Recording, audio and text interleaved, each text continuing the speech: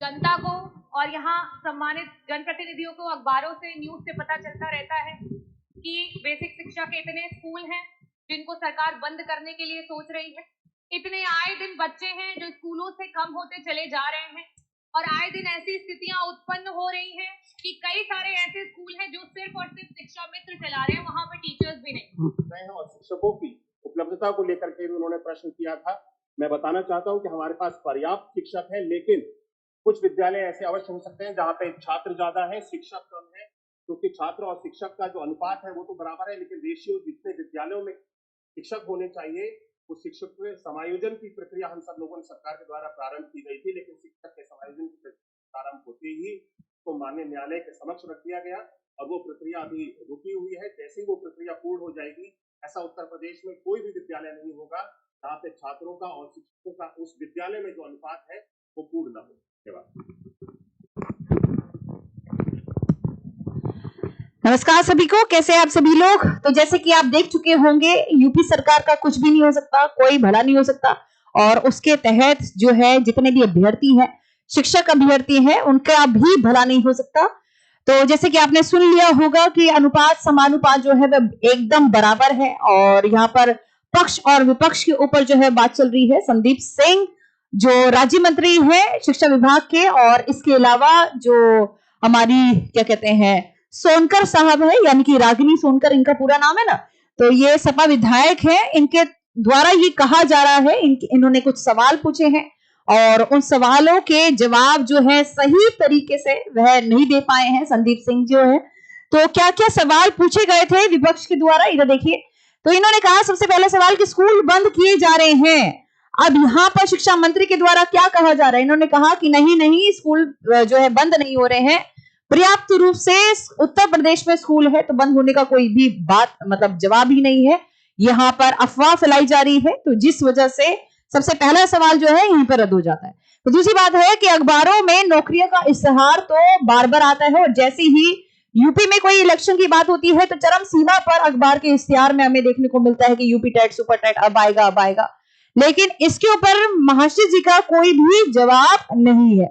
फिर यहाँ पर शिक्षा मित्र के द्वारा यहाँ पर एक बात की गई थी। शिक्षा मित्र जो है, शिक्षा मित्र ही यूपी के स्कूलों को चला रहे हैं, यानी कि किसी प्रकार की कोई भी परमानेंट टीचिंग पोस्ट नहीं आई है, ना ही परमानेंट टीचर्स लगे हैं। तो इसके विपक्ष में इन्होंने क्या जवाब दिया है, देखो उत्तर कैसे दिया। इन्होंने कहा कि शिक्षा मित्र तो समायोजन जो है मतलब सहयोग दे रहे हैं, जहां पर अधिक टीचर है और कम बच्चे हैं, और जहां पर कुछ स्कूल ऐसे हैं जहां पर अधिक बच्चे हैं और कम अध्यापक है, तो उनमें हम बैलेंस कर लेंगे, यानी कि नियंत्रण कर लेंगे, समायोजन बिठा लेंगे।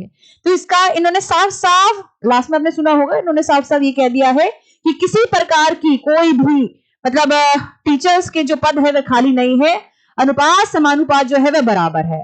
और इसके अलावा इन्होंने देखो उन्होंने अपनी बात में क्या कहा, इन्होंने कहा है कि हम तो डिजिटलाइजेशन कर रहे हैं, हम तो अंग्रेजी विभाग खोल रहे हैं ताकि एनईपी 2020 के तहत अंग्रेजी माध्यम पर जो है फोकस किया जाए।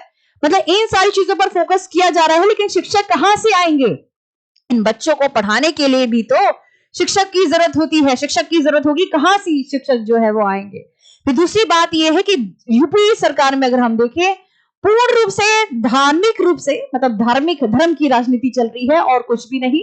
और यहाँ पर सोचो, आप खुद ही सोचो, पिछले 7 सालों से अगर कोई भी वैकेंसी नहीं आती है और जहां पर जनसंख्या तो बढ़ती जा रही है और जहां पर टीचर्स भी रिटायर्ड होते जा रहे हैं, तो वहां पर नए टीचर्स कहां पर है, कहां पर जो है वो पोस्टिंग हो रही है, और शिक्षा मित्र जो है वह भी लाभान्वित नहीं है, उन्हें भी बहुत सारे XYZ जो है वो काम दिए जा रहे हैं।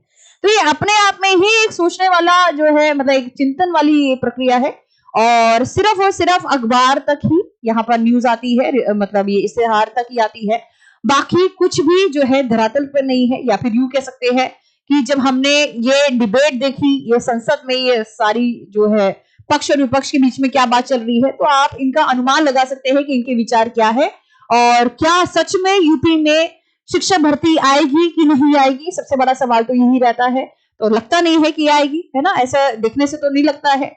फिर दूसरी बात यह है कि फिर यूपी वाले बच्चे क्या करें। अब यूपी वाले बच्चों को हम लोग कह देते हैं कि बीपीएससी करो, केवीएस करो, या फिर जो भर्ती आ रही है EMRS कर लो। अरे उनका क्या मतलब, अगर हम देखें तो उनमें क्या ही बहुत सारी लड़कियां ऐसी होती हैं जो बाहर नहीं जा सकती है। तो इस केस में फिर तो जो उन्होंने डिग्री प्राप्त करी, बीएड, बीटीसी, ये सारी जो डिग्री प्राप्त करी, फिर तो वह विफल हो जाती है, अपने आप में रद्द हो जाती है। तो यहाँ पर यूपी सरकार जो है इसका भला नहीं हो सकता है, और अगर इसका भला नहीं होगा तो वहां पर पढ़ने वाले छात्र छात्रों का भी भला नहीं हो सकता।